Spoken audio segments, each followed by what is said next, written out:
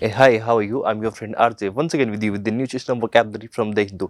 आइए बेटा शुरू करें आज की इस vocab के सेशन को, जहां पर हमारे पास सबसे पहला वर्ड है दैट इज परफ्लेक्सिंग। अगर हम लोग बात करना चाहें परफ्लेक्सिंग की तो इसका मीनिंग याद रखना बड़ा आसान हो जाएगा आपके लिए। कैसे होगा? वो कोई चीज़ है आपके पास में, वो बार बार पर सेकंड, ऐसे सोच लो कि पर सेकंड फ्लैक्स हो रही है। इसका मतलब आपको समझ में नहीं आएगा कि वो चीज़ असल में है क्या। इसका मतलब उसको समझना आपके लिए कैसा काम हो जाएगा, जटिल काम होगा, या फिर हम लोग ये कह सकते हैं कि बहुत पेचीदा काम होगा। अगर उस कंडीशन में ये हम लोग बात कर रहे हैं कि वो बहुत ज़्यादा जटिल या पेचीदा काम है, इसको मैं ठीक करता हूँ एक बार। जटिल या पेचीदा काम है तो काम से पहले आप उसकी क्वालिटी बता रहे हो कि वो जटिल है या फिर पेचीदा है।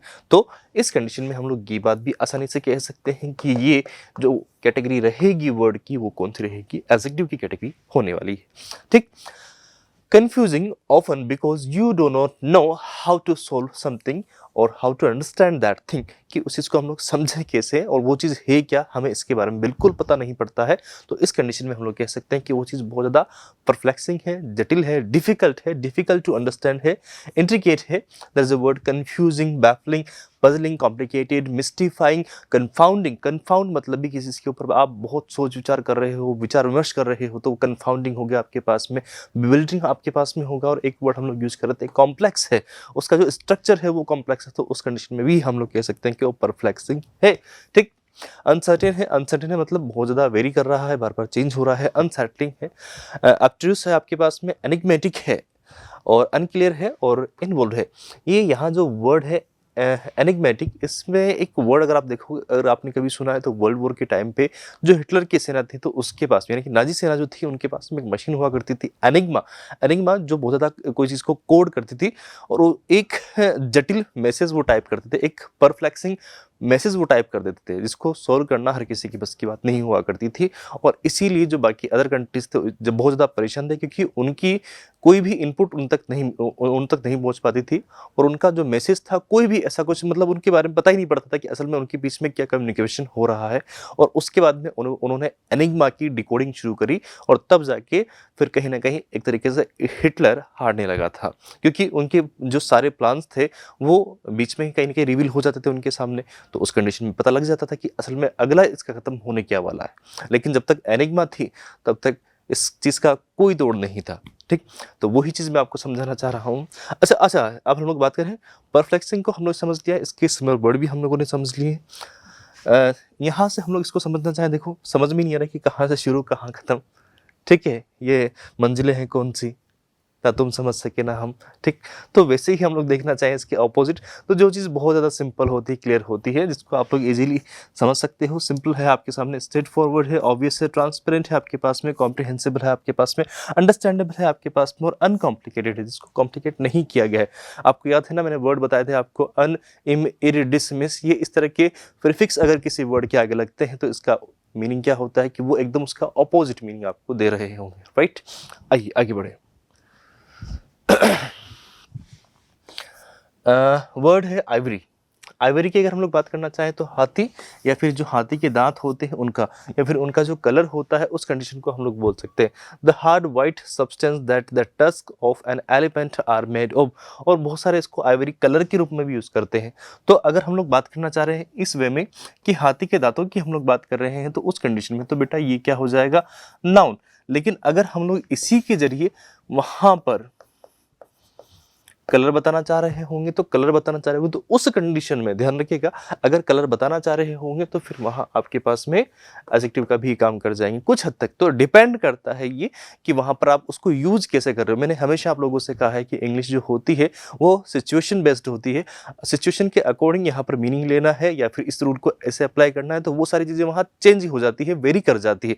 कोई भी रूल फिक्स नहीं है, ना कोई मीनिंग फिक्स है, कुछ भी फिक्स नहीं है। इंग्लिश के बारे में कहा जाता है, लोग बाग कहते भी हैं कि English has its own arbitrary system, इसका खुद का एक मन माना अपनी मर्जी से चलने वाला सिस्टम है, ये कहा जाता है। मतलब अगर आप इसको पढ़ोगे कहीं अच्छी जगह से तो आपको यही चीज देखने को मिलेगी।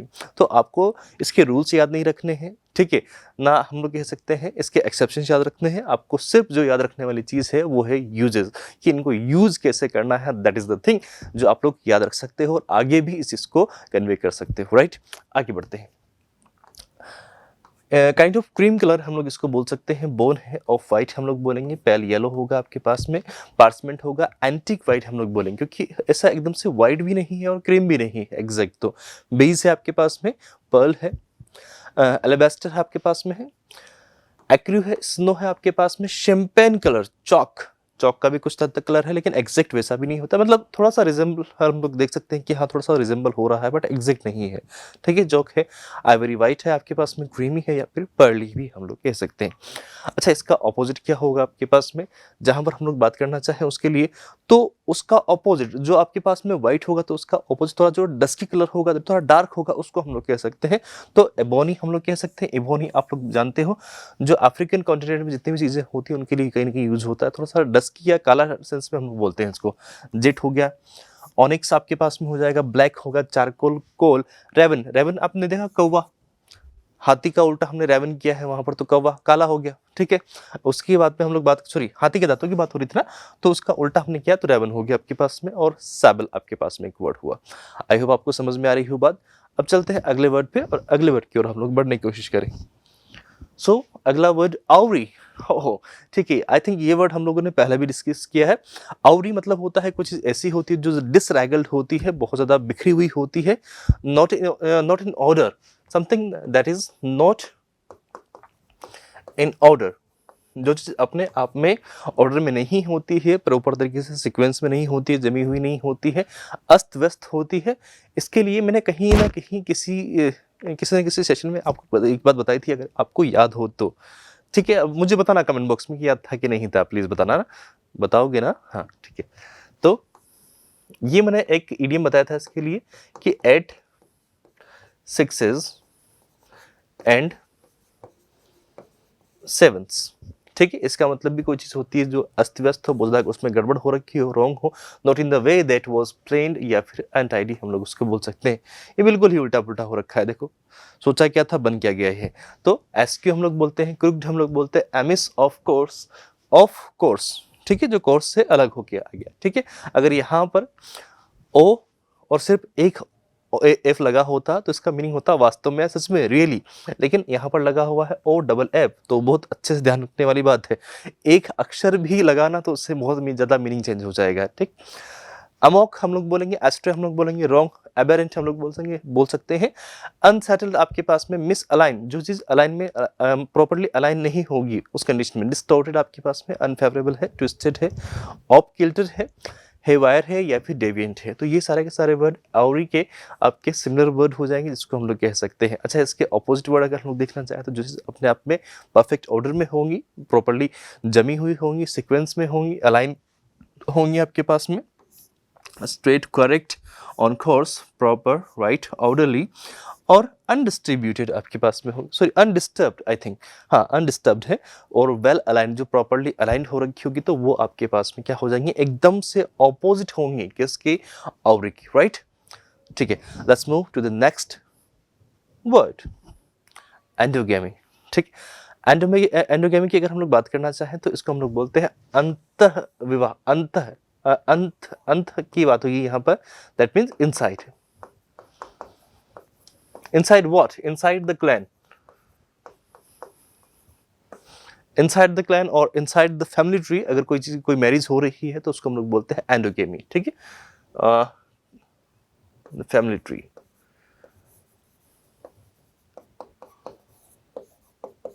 अगर आपके इसको हम लोग जब यहाँ रूरल एरियाज में देखते हैं तो वहां पर आपके पास में क्या बताऊं मैं, हाँ, जो गोत्र एक वर्ड होता है, गोत्र अगर आप लोगों ने सुना हो तो प्लीज मुझे कमेंट बॉक्स में बताना कि आपको पता है कि नहीं पता। तो गोत्र एक वर्ड होता है, तो गोत्र के अंदर शादी अगर होती है, गोत्र जो होता है एक्चुअल में, अगर दो लोगों के, दो लड़का लड़की के अगर गोत्र सेम है, दैट मीन्स कहीं ना कहीं उनके पूर्वज एक ही रहे होंगे और रिश्ते में वो मतलब बहुत दूर के भाई बहन लगते हैं, ऐसा माना जाता है।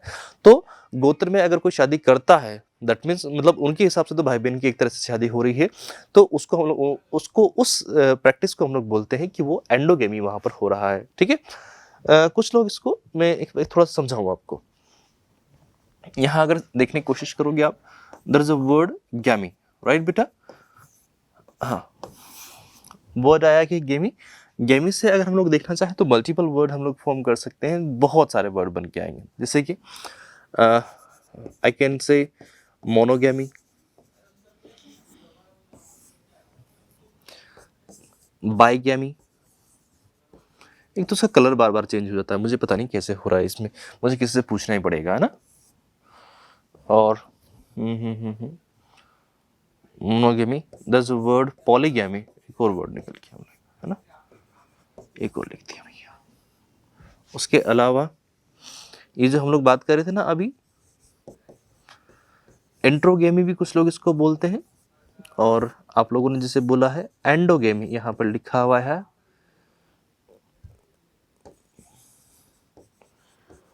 तो ये हो गया। और एक्सोगेमी एक और ऐसा ही वर्ड है, ठीक है, राइट। ये वर्ड हमारे पास में हो गए। अब सबसे पहले अगर हमें इन सबको समझना है तो उसके लिए सबसे पहली बात तो हमारे पास ये होगी ना कि पहले हम लोग देखें तो सही कि वहां पर एक्चुअल बात क्या हो रही है। तो आपके पास में जो गैमी होता है वो एक्चुअली मीनिंग कन्वे करता है मैरिज सिस्टम। मैं यहाँ पर लिख रहा हूँ, प्लीज आप लोग समझने की कोशिश करना, ठीक है। बोलो ना, नाराज हो नहीं हो तो आ जाओ फिर। मैरिज सिस्टम, आपके पास में कोई मैरिज सिस्टम की बात हो रही है। समझ में तो आ रहा ना आपको, लिखा क्या है यहाँ पे, MARRIAGE, मैरिज। तो मैरिज सिस्टम में अगर कहीं पर हो तो उस कंडीशन में किस देखो हर जगह जो एटमॉस्फेयर होता है उसके अकॉर्डिंग ही वहाँ का कल्चर डेवलप होता जाता है। जैसे हम लोग इंडिया में नॉर्दर्न साइड जितना भी होता है तो वहाँ पर लोग बाग ऐसे नॉर्मल कपड़े पहनते हैं, धोती कुर्ता वगैरह चलते थे पहले यहाँ पर। और वहीं पर अगर हम लोग देखें कि अरब कंट्रीज वगैरह में देखें तो वहाँ पर ऐसे टोपी लगाते थे, पूरा कवर होकर रखते थे। तो उसका रीज़न थे, क्यों थे उनकी रीज़न, क्योंकि वहाँ पर बहुत तेज़ गर्मी पड़ती थी और हमारे यहाँ पर जो जो एटमॉस्फेयर है वो बहुत ज़्यादा एडेप्टिव है, इसमें हम लोग इजीली अडेप्ट हो जाते हैं, इतनी दिक्कत नहीं आती है। गर्मी पड़ती है और मतलब गर्मी भी नॉर्मल पड़ती है तो सर्दी भी नॉर्मल पड़ती है, अब हम सब मौसम में सर्वाइव कर जाते हैं। तो हर जगह का कल्चर वहाँ के एटमॉस्फेयर के अकॉर्डिंग बनता है। यहाँ मतलब जो चीज़ मैंने अभी तक ऑब्जर्व करी है वो तो यही है, ठीक। तो सेम टू सेम ये शादी कम ज़्यादा शादी करने में भी कुछ ना कुछ कल्चर रहा होगा, कोई ना कोई रीज़न हो सकते हैं चीज़ों के, ठीक है, पॉसिबल है वो। तो गेमी की बात करें हम लोग मोनो, जहाँ पर एक शादी करने का मतलब सिस्टम होता है, जैसे कि राजा रामचंद्र जी ने सीता माता से करी थी, तो वो चीज़ अपने आप में अगर हम लोग बात करें तो वो मोनोगेमी।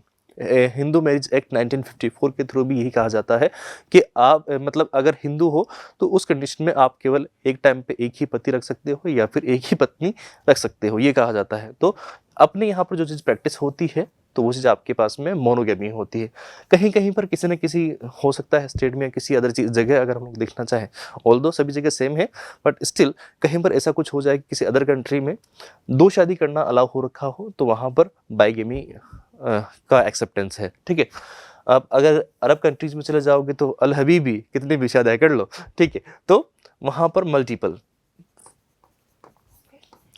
मेनी या मल्टीपल अगर आपको वहाँ पर मैरिज के लिए अलाउ किया जाता है तो आपके पास वहाँ पर पॉलीगैमी का सिस्टम वहाँ पर अवेलेबल है, ठीक बेटा।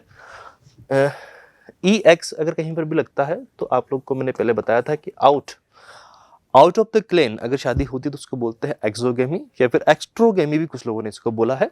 और वहीं पर there is a word endogamy और इंट्रोगेमी। इंट्रो या फिर एंडो अगर हम लोग देखना चाहें तो मैंने आपको बताया ना इनसाइड द क्लेन, अगर गोत्र के अंदर आप शादी करते हो तो उस कंडीशन में हम लोग देखना चाहें तो वो एंडोगेमी कहलाएगी या फिर इंट्रोगेमी कहलाएगी, राइट। ये यहाँ तक की छोटी सी बात थी।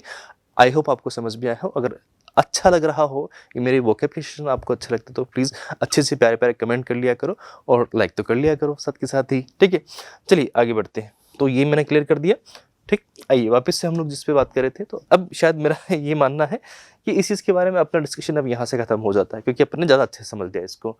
तो एंडोगेमी आपके पास में जो होता है वो अंतः विवाह होता है जहाँ पर marriages with in one's own tribe जो मैं आपसे बात कर रहा था ना बेटा, खुद के फैमिली या फिर क्लैन में, और group as required by custom और लॉ, ठीक है। इन मैरिज इंटर मैरिज हम लोग बोलते हैं, intra marriage, self marriage, same blood marriage, ये इसके लिए सबसे अच्छा अगर हम लोग कह सकते हैं कि आपका वो सेम ब्लड था। अच्छा सेम ब्लड में देखो मैरिजेस अलाउ क्यों नहीं करते हैं? देखो साइंटिफिकली जो चीज़ें बताई गई है, देखो औरों से तो मुझे पता नहीं है, लेकिन साइंटिफिकली जो चीज़ें बताई गई है वो ये कहती हैं कि अगर आप सेम ब्लड में शादी करते हो तो जो आने वाली रेस होती है, वो आने वाली जो नस्ल होती है वो एक इन्फीरियर रेस बन के आएगी, ऐसा बोला जाता है।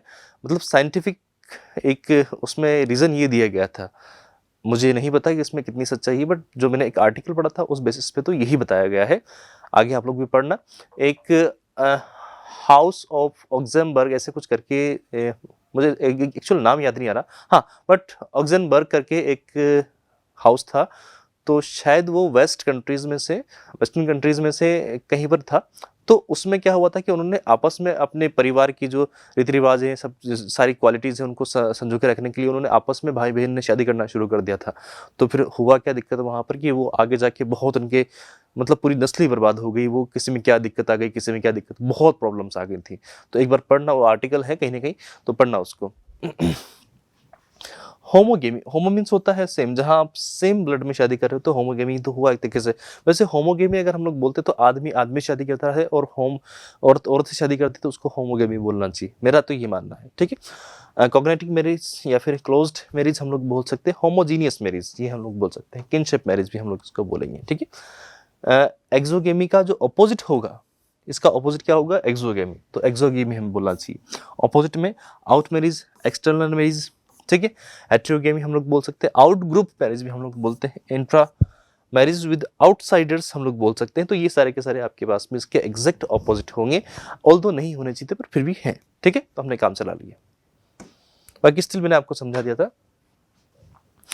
एबरेशन, एबरेशन का मतलब होता है कुछ इसका क्या होता है, पतन हो जाता है। तो उस कंडीशन में हम लोग बोलते हैं कि ये निकल के आ गए थे, यहाँ पर सब मिलके एक हो गए, तो विपतन हम लोग बोल सकते हैं ए effect an action or a way of behaving that is not typical, that they may be unacceptable, ठीक है। अगर हम लोग बात करना चाहें कोई चीज़ ऐसी होती है जो आगे जाके धीरे धीरे एंड होती जाती है, तो उस कंडीशन में हम लोग बोलते हैं एबरेशन, कि उसमें एबरेट हुआ है, डेविएशन हुआ है, एनोमली हुआ, इरेगुलरिटी हम लोग कह सकते हैं, डिपार्च हुआ है, वो चीज़ वहाँ से खत्म होती जा रही है, निकलती जा रही है। ऑरिटी हुआ है, एबनॉर्मलिटी हुआ है, डेविएंस हुआ है, वहाँ पर एसेंट्रिसिटीज वहाँ पर हुआ है, पैक्युलरिटीज वहाँ पर आपको देखने को मिल रही है, डिस्टोर्शन आपके पास है, फ्लो है आपके पास, क्वर्क है, क्वेंट्री है आपके पास में। तो ये सारे के सारे वर्ड आपके पास में एबरेशन के सिमिलर वर्ड हो जाएंगे। ऑपोजिट देखना चाहे बेटा तो ऑपोजिट क्या होंगे? जो चीज़ अपने आप में एक नॉर्मल है, वहाँ पर चीज़ें रेगुलर रहती हों, जैसी हो वैसी रहती हो, कन्फर्म हो, टिपिकलिटी वहाँ पर हो, कंसिस्टेंसी वहाँ पर आपको देखने को मिले, नॉर्मलिटी देखने को मिले, स्टैंडर्ड चीज़ें हैं, नॉर्म है वहाँ पर, रेगुलर है, तो वो आपके पास में एब्रेशन।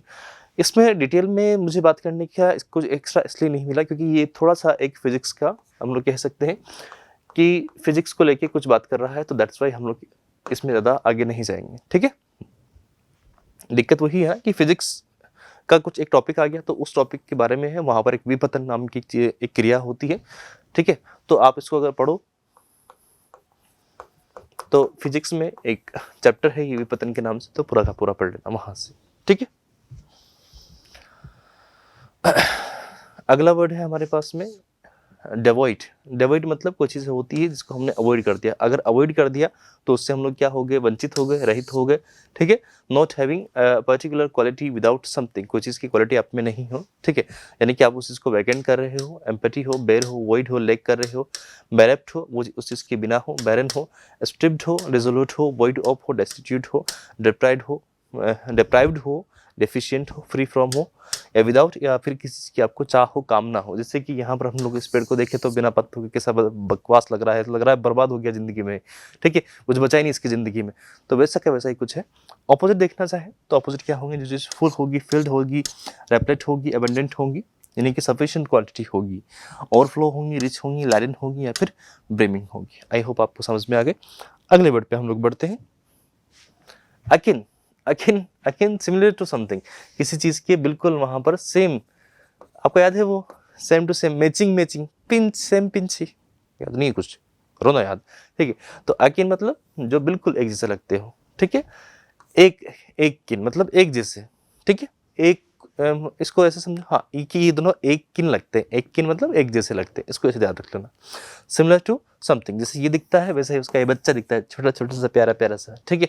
सिमिलर, रिलेटेड हम लोग कह सकते हैं, रिजेम्बलेंस भी हम लोग वहाँ पर यूज कर सकते हैं एक वर्ड। एफिलिएटेड हो सकता है, एफिलिएटेड का मतलब भी रिलेटेड ही होता है, कुछ अलग तो होता नहीं है, सेम ही तो है, सारे वर्ड सेम है, सबका सेम होगा। हाँ, एनालॉगस आपके पास में है, कंपेरेबल हम लोग बोलेंगे, एलाइड बोलेंगे हम लोग, कोरिस्पोंडिंग हम लोग बोलेंगे, किंडर्ड हम लोग बोलेंगे, होमोजीनियस बोलेंगे हम लोग, कंसेंगुइसनेस आपके पास में होगा, और पैरेलल आपके पास में होगा, कनेक्टेड होगा, एसोसिएटेड होगा, कॉग्नेट होगा आपके पास में, प्रोक्सीमेट मतलब नियर,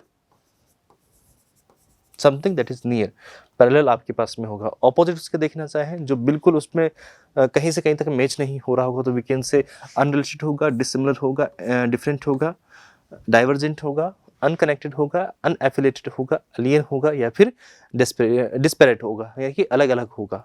डिस्पैरिटी जो वर्ड होता है उसका मतलब ये होता है कि उनमें कोई समानता नहीं है, पैरिटी मतलब समानता, डिस्पैरिटी एक वर्ड होता है डिस्पैरिटी, उसी से आप लोग उसको देख पाओगे। डिस्पैरिटी, ठीक है, तो उसका मतलब होता है कि एग्जैक्ट उसका क्या है, ऑपोजिट है, उल्टा है, ठीक, उनमें दोनों में डिफरेंसेस हैं, मतभेद हैं दोनों में। तो ये आपके पास में आज के हमारे पास में कुछ सिंपल से वर्ड थे जो मुझे लगा था कि आपके लिए हो सकता है थोड़े से टफ हो सकते थे, ठीक, तो लेकिन फिर भी मैंने उनको टफ नहीं होने दिया, आपके लिए सिंपल वे में लेके आया हूँ, सिंप्लीफाइड वे में लेके आया हूँ। आई होप आपको सारे वर्ड अच्छे लगे होंगे और आपने सेशन भी इंजॉय किया होगा। अगर आपको सब कुछ अच्छा लग रहा हो तो please give a thumbs up for the video. Bye bye, have a great day, see you, tata, मिलते हैं अगली क्लास में।